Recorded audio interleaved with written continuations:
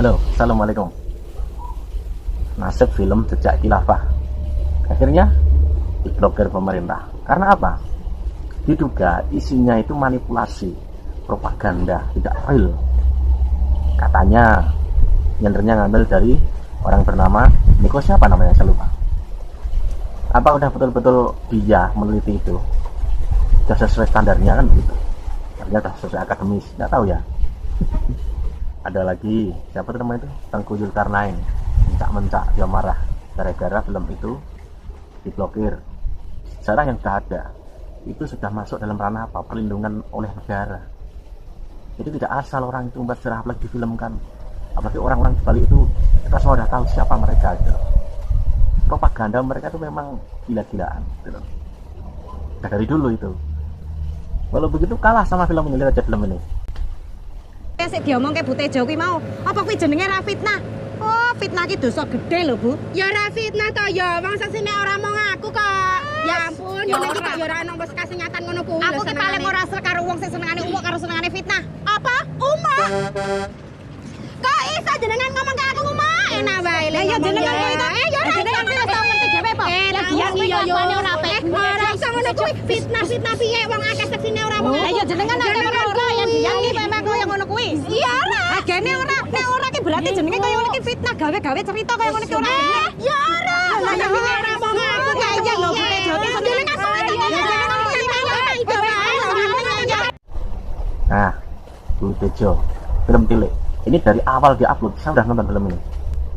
Memang bagus. Seharusnya mereka tuh belajar sama siapa? Gus Milal. Gus Milal ini termasuk darah dari Kasim.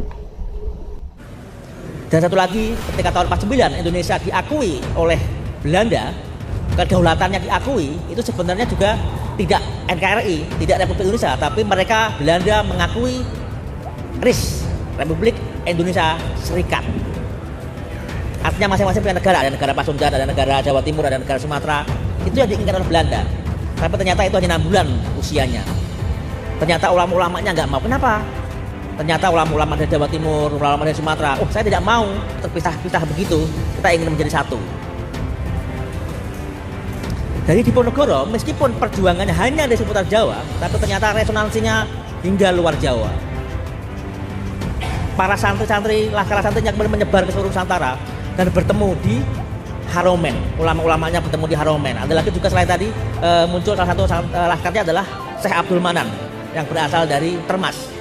Kemudian dia punya putra bernama Syekh Abdullah yang belajar di Timur Tengah. Kemudian punya putra bernama Syekh Mahfud yang dikenal Syekh Mahfud Termasi yang karyanya luar biasa. Salah satu muridnya adalah Syekh Munawir Rabi'ah juga. Saya kira sarjana Al-Quran seperti PTIQ ini memiliki andil yang besar untuk terus meneruskan perjuangan dari Diponegoro ini agar Indonesia tetap berdiri tegak, agar Indonesia tetap dalam satu helaan nafas para ulama-ulama dan santri ini. Saya kira kita bisa membaca di buku tentang bagaimana jaringan Diponegoro tersebut. Yang jelas kita sebagai penerusnya harus hati-hati dengan penggiringan wacana, penggiringan sejarah bahwa Diponegoro itu pejuang khilafah. Itu salah betul. Memang saat itu bergerak dia khilafatullah, tapi bukan khilafah yang seperti yang dibayangkan oleh teman-teman kita dari pejuang khilafah tersebut. Sekarang ini banyak orang-orang yang ingin membawa Diponegoro itu menjadi tokoh pejuang khilafah. Padahal bukan seperti itu yang terjadi. Bahwa Diponegoro memahami Indonesia ini ataupun negara ini tidak harus seperti hanya negara Islam, tapi nilai-nilai Islam yang harus dikuatkan untuk membangun negara ini. Jadi khilafah atau perdebatan antara Diponegoro dengan Kiai Mojo itu jangan diartikan sebuah perpecahan, tapi itulah sebuah perdebatan, diskusi bagaimana membangun Islam kebangsaan di Indonesia ini. Karena apa? Karena saat itu Kiai Mojo dan Diponegoro itu membicarakan tentang bagaimana negara ini tetap menggunakan nilai-nilai Islam. Tapi jawabannya Kiai Mojo, kita harus membagi kekuasaan kita. Jadi ada yang berposisi sebagai raja, ada yang berposisi sebagai mukmin, ada yang berposisi sebagai pendeta, dan ada posisi yang sebagai yang lainnya, sehingga dibagi kekuasaannya. Tidak seperti yang dibayangkan khilafah seperti ini. Jadi perjuangan Diponegoro adalah perjuangan membangun Islam kebangsaan, sebuah pergerakan nasional pertama membangun negara kesatuan Republik Indonesia. Jadi saya ingin mengharap kepada teman-teman mahasiswa PTIK dan lainnya bahwa Anda adalah para penerus pejuang Diponegoro untuk menyatukan bangsa ini, menjaga bangsa ini dari berbagai ancaman-ancaman yang ada. Kita tepuk tangan kepada santri mahasiswa PTIK.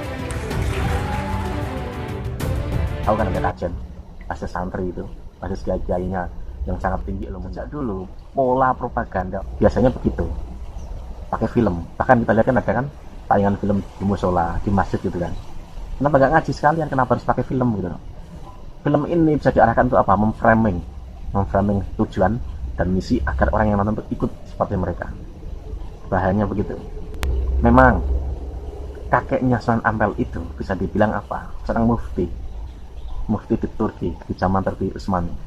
Tetapi Andra Wali Songo, kerajaan di Indonesia, khususnya di Nusantara ini, itu namanya Nusantara, sekarang pun sama semuanya. Itu tidak ada hubungan dalam artian apa? Dari bawahannya Turki Utsmani atau penerus penggerak Turki Utsmani, nggak ada hubungan gitu loh. Kalau misalnya ada skrip kuno atau peninggalan, ya memang itu bisa juga gitu loh, komunikasi saja, tapi tidak ada urusannya dengan khilafah. Dan yang masih bisa diperdebatkan, khilafah versi Turki Utsmani dengan anggapan para pengasong khilafah ini, itu beda loh.